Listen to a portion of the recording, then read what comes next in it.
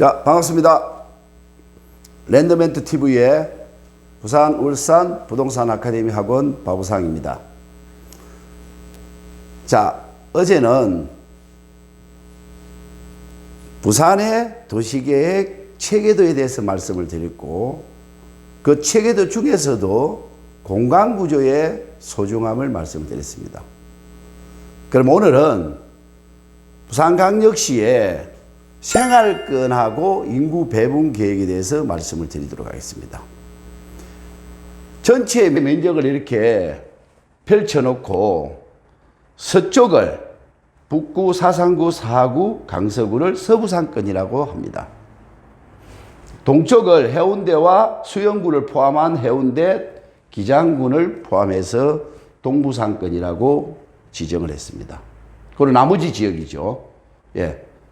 원래의 도심입니다. 원도심이라고 그러죠. 이걸 중부상권이라고 지정을 해놓고 이렇게 이제 생활권별로 이제 계획을 잡게 됩니다.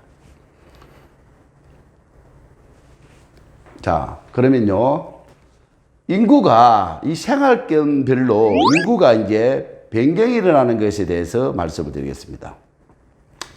자, 우리가 원도심인 중부상권에는 인구가 지금 표로 보면은요, 인구가 약 한 6,000명 정도가 줄어들 거다, 이렇게 지금 나옵니다. 207만 6천 일이 나오거든요. 근데 207만으로 이제 이렇게 계획이 되어 있는데 사실은 줄을 거라고 봅니다. 연구개발특구에서 연구 논문이 이렇게 또 줄을 것이다. 지금도 계속 급속도로 줄거든요. 그래서 줄을 거라고 보고 있고, 근데 이제 서부상권은 보면요, 인구가 약 지금 현재 100만 정도가 되는 게 33만 정도가 늘어난다라고 되어 있습니다. 근데 지금도 통계를 보면요, 사구나 지금 사상 북구는 인구가 줄거든요. 반면에 지금 서부상권 중에서도 강서구는 인구가 계속적으로 늘어나고 있습니다.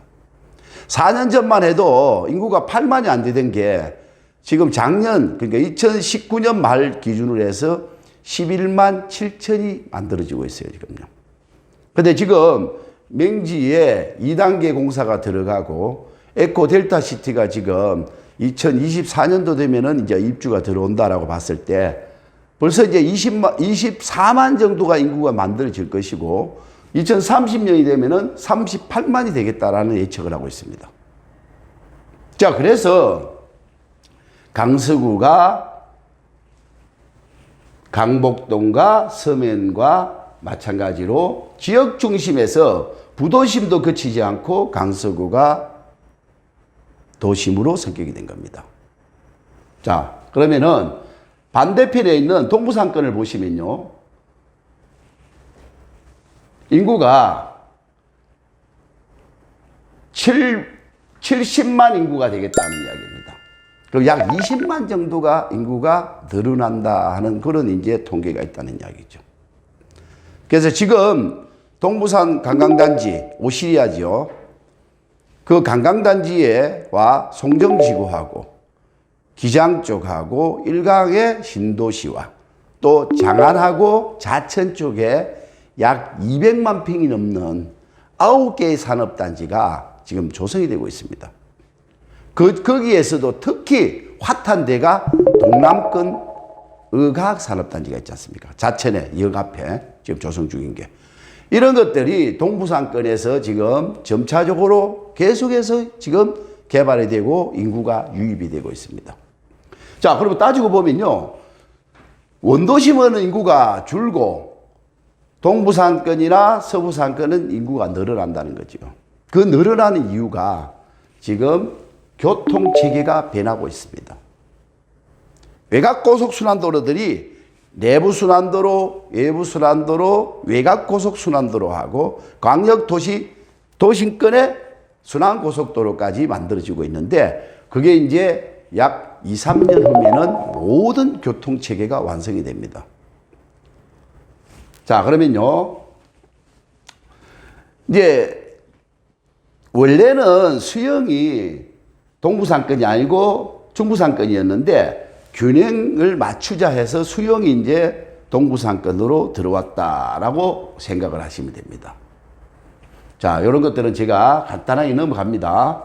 자, 그러면은 강서구 인구가 어디서 많이 유입되느냐 하고 이렇게 표로 한번 보면요. 자, 인근 지역에 기장도 있고 양산도 있고 김해도 있고 그다음에 창원도 있고 거제도도 있는데 제일 많이 들어오는 게 그 인근 지역의 사구라는 겁니다. 약 45% 정도가 사구 주민이 들어온다는 이야기입니다. 결국은 뭐냐? 삶의 질이 윤택해지니까 그것으로 이주를 많이 한다는 겁니다. 그럼 앞으로 강서구의 산업단지나 이런 신항개발이라든지 물류단지가 완성되고 체계가 완성되고 백화점이 들어오고 문화시설이 들어왔을 때는 인근 도시의 인구들이 계속 들어오고 특히 강서구에는 전국 국민들이 다 관심이 있는 지역입니다. 에코델타시티 같은 건 그렇다는 이야기죠. 자, 그 다음에 이제 기장을 한번 봐보십시오. 기장도 마찬가지로 52% 정도가 해운대구 쪽에 있는 주민이 들어오고 그 다음에 금정구에 가까웠게 있는 금정구에서 약 22% 정도 동네에서 또 17% 정도 인구가 유입된다는 거죠. 결국은 이걸 두 개를 다 분석해 봤을 때는 인근 지역의 주민들이 삶의 질을 위해서 이동을 하는 그런 현상을 볼 수 있습니다. 자, 결국은 생활권에서 보면요. 이렇게 세 개의 섹터를 큰 프로젝트를 가지고 주변 인근의 개발 계획을 이렇게 가지고 있다는 거죠. 서부상권에서는 새로 생기는 에코델타시티나 공항계획이나 맹지국제도시를 기준으로 해서 새로 생기는 기준으로 해서 이렇게 자, 제가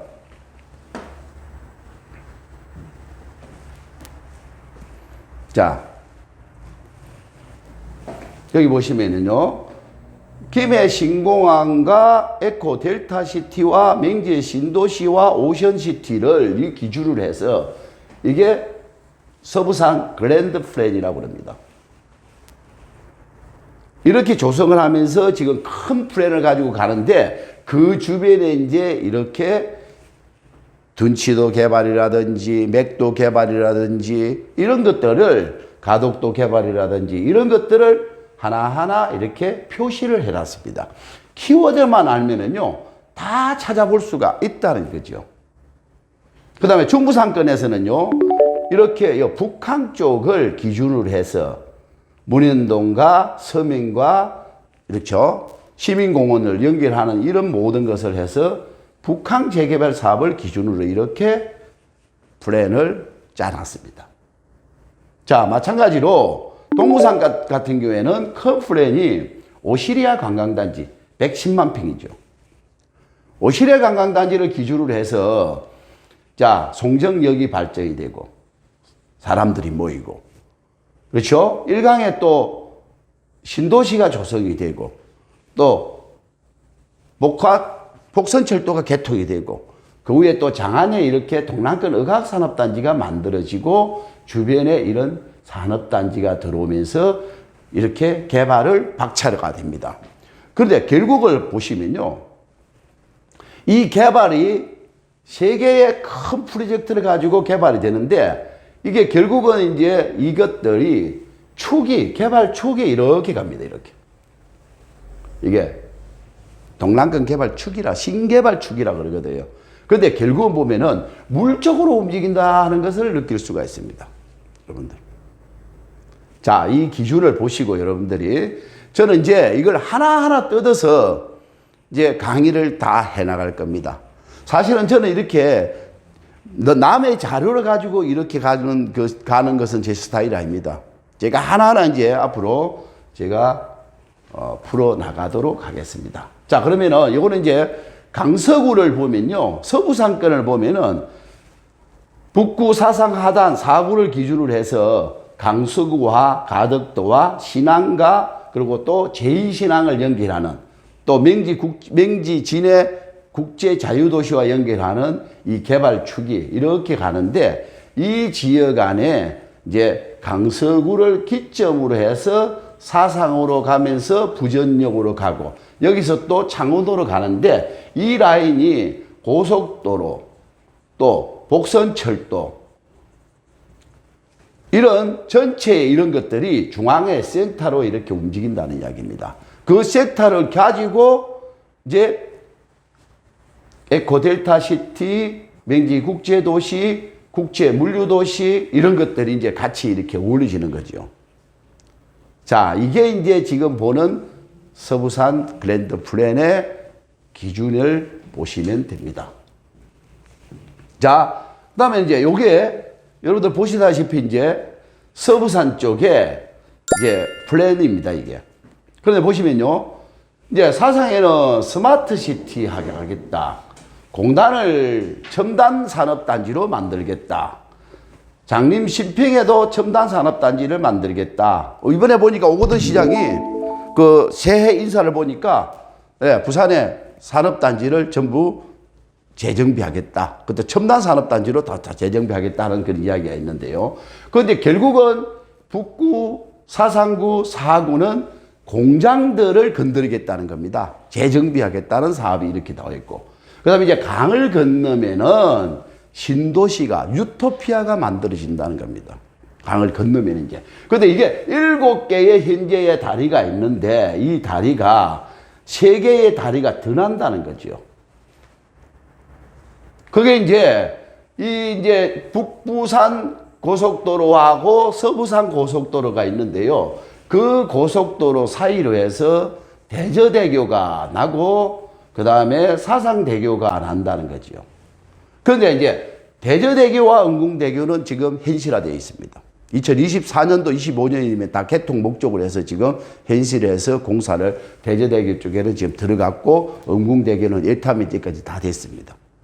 자, 그러면은 여기서 이렇게 에코 델타 시티나 여보세요. 서부산 고속도로가 이렇게 올라가는데 이 서부산 고속도로에서 아래쪽은 계속 진행을 하고 있습니다. 24만 인구를 만들어지는 계획을 가지고 계속 진행이 되는데 이 보시다시피요. 지금 맹지에 국제도시가 이렇게 1단지가 U자형으로 이렇게 먼저 완성이 돼서 입주를 하고 있고요. 오션시티가 있고 신호지구가 있고요. 그 다음에 여기 이제 자, 공단이 150만 평. 그렇죠? 그 다음에 이제 여기 신항입니다. 신항이고 여기가 경제자유구역입니다. 진해 맹지죠. 그리고 여기 지금 이번에 제도입니다. 진해에. 여기가 12조 7천억이 들어가는 사업입니다. 여기에 제2신항이죠. 자, 그리고 여기는 이제 가덕도의 개발 계획이 이렇게 포토시티하고 전성지구에 이렇게 또 대항에는 또 지금 현재 간문공항이 이렇게 지금 간다는 그런 계획까지 가지고 있죠. 자, 여기 보시면 이제 지금 현재가 이거는 입주가 다 이루어진 기개발지라고 보시면 돼, 이쪽은요. 그런데 이제 지금 현재 개발하고 있는 입주 계획을 가지고 있는 에코 델타 시티입니다, 이게 357만 평입니다. 자, 물론 제가 세세기 하나하나 강의를 하는 시간이 따로 있습니다. 오늘은 이제 제가 큰 틀만 이야기 드릴게요. 요게 이제 172만 평의 국제물류도시입니다. 여기 갱마장 바로 밑에 있죠. 바로 밑에 60만 평의 이게 둔치도가 있는데, 자, 그렇죠. 그 다음에 지사 첨단 산업단지. 요 서부산 고속도로 아래쪽에는요, 지금 24만 인구를 가질 수가 있습니다. 그리고 요 위쪽에는 이제 계획 라인입니다. 근데 먼저 여러분들이 이제 관가해서는 안 될 게 뭐냐면은 강서구청 주변에 그 다음에 강동 쪽 이쪽이 평강하고 이쪽 쪽이요. 여러분들 잘 아시다시피 땅값이 여기 제일 비쌌어요. 그런데 비싸니까 사업을 안 해버려요. 보상비가 많이 나오니까. 결국은 싼데 이렇게 막 맹지, 대저동 이제 100만 원 미만의 보상비가 나오는 것부터 건드려버리니까 이 아래쪽 특히 국제산업물류단지 같은 경우에는 제일 먼저 시작을 했거든요. 이쪽에는 산들이 있으니까 보상비가 훨씬 적으니까 아래쪽부터 건드려버린 거예요. 근데 지금은 또 이 공항 계획이 국제공항이 이렇게 확장 계획이 있었는데 오거돈 시장이 이제 들어오면서 간문공항으로 가야 된다 해가지고 이 계획을 지금 보류를 시켜버리다 보니까 또 맥도에 이렇게 지금 2030년 월드 엑스포를 또 유치를 하겠다고 했는데 이제 이게 서병수 시장의 작품이거든요. 근데 이걸 보류를 시켜버리고 이게 엑스포는 북한 재개발을 가져가겠다. 또 김해공항 확장은 또 이렇게 간문공항으로 이렇게 가겠다. 이렇게 하고 두 개가 지금 답보 상태입니다. 그러다 보니까 서부산 고속도로 위쪽에는 지금 현재의 개발 사업이 진행이 더디다는 이야기입니다.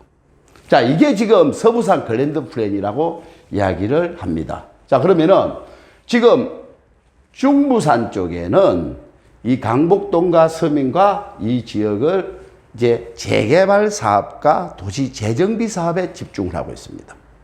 그 중에서도 북항 재개발을 기준으로 해서 문현동은 금융단지로, 서면 쪽 부전동원은 관광에 대한 이제 한성센터로 가지는 그런 중점 도시로 이런 것들을 계획을 잡아놓고 있는데 이 보시면 이제 요게 이제 오거돈 시장에 이제 가장 이제 지금 해양부의 장관 김영춘 장관이죠. 그분하고 또 이렇게 가지는 것이 지금 북한 재개발에 거의 지금 올인을 하고 있습니다. 이곳에다가 이제 월드 엑스포도 이쪽으로 온다라고 하잖아요. 근데 이제 이 라인을 보이시잖아요. 자, 이 라인이 보이시잖아요. 이게 결국은 뭐냐? 이게 성악터널입니다. 그럼 북한 재개발에서 부산역으로 해서 연결되는 게 여기 성악산이 있는데 성악터널이 연결돼요. 이게 연결이 되면은 엄궁대교로 연결해서 결국은 강서구로 들어가는 겁니다. 그럼 여기서요 강서구까지 에코 델타시티까지 10분밖에 안 걸립니다. 앞으로 터널 바로 들어가 버리면요. 이게 엄궁대교입니다, 여러분들. 자, 그러게 북한 재개발 지역하고 엄궁하고 요 아래쪽을 타면요 바로 송도하고 천마산 터널로 해서 얼숙도 대교를 넘으면은 또 맹지 국제도시하고 연결돼 버려요. 그래서 이게 10분, 20분 단위로 북한과 강서구를 다 연결이 돼 버립니다. 앞으로. 자, 이게 여러분들 그래서 공간 구조가 그만큼 중요하다. 결국은 바닷길을 타고 움직인다 하는 것을 느낄 수가 있을 겁니다. 자, 여기 이제 도심 재생 사업입니다. 부산에 지금 도심 재생 사업들이 이렇게 이제 일어난다는 것을 알고 계시면 될 거고. 이제 동부산 쪽 한번 봐보십시오. 동부산 쪽은 제가 이제 이야기했다시피 해운대가 도심으로 되면서 송정이 이제 여기에 동부산 관광단지입니다. 110만 평. 자, 그리고 이제 송정이 이제 인구가 늘죠. 그 다음에 이제 장안에 이렇게 여기가 이제 정관 신도시인데 8만 인구를 가진 이게 이제 장안에 이제 첨단 산업단지가 들어오고 그 다음에 이제 동부산 관광단지가 들어오고 그러면 요즘 보면 롯데몰이 있고 뭡니까 힐튼 호텔 있고 여기 또 이케아가 들어오고 또 동부산 쪽에 여기 보면 아시다시피 이제 테마단지가 들어오고 이런 것들이 인구가 급속도로 인구가 늘어나면서 주말이면은 여기 유동 인구가요 지금 급속도로 늘어납니다. 그러면 교통을 어떻게 처리하느냐는 거죠.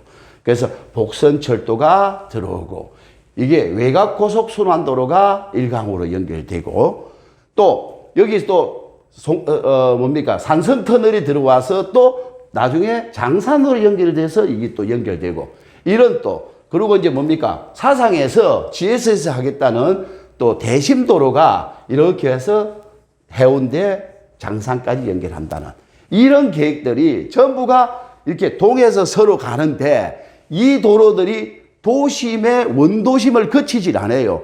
터널로 가든지 지하로 상단으로 올라가든지 산으로 가든지 가지 원도심을 거쳐 들어가질 않는다는 겁니다. 이게 전부 대심도로 터널로 들어오든지 아니면은 산성터널 같이 터널을 뚫어가서 산 쪽으로 더 넘어간다든지 외곽고속순환도로도 그 도심으로 거치질 않는다는 거지요. 그러니까 동과 서를 30분에 다 아우르는 그런 교통체계를 만들어 나간다 하는 이야기입니다. 자, 여러분들, 그리고 보시면 이제 동부산 오시리아 관광단지. 이게 이제 여러분들, 요게 110만 평입니다.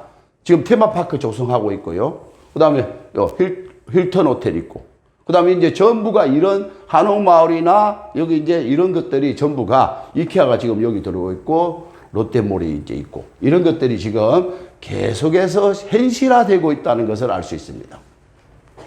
자, 요거는 이제 UPIS인데요.